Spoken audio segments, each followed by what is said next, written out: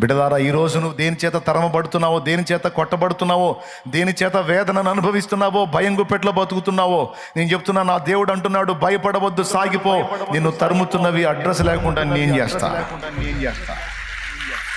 నిన్ను వెంటబడి తరుముతున్నవి అభావులయ్యేటట్టు నేను చేస్తా.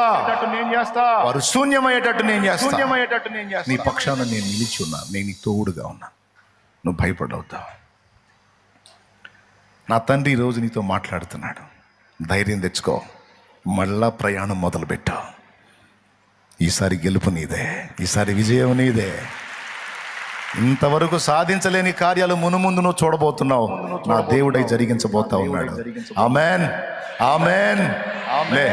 ఆత్మీయ జీవితంలో కూడా నీకు జయాన్ని అనుగ్రహించబోతున్నాడు నా దేవుడు. నువ్వు నడుస్తూ నడుస్తూ నడుస్తూ ఇప్పటికే కొంత మార్పు నీలో జరిగింది, కొంత చేంజ్ నీలో వచ్చింది, చేశాడు. కొంత రూపకల్పన నీలో చేశాడు. ఇక మిగిలింది కూడా ఆయనే పూర్తి చేస్తాడు.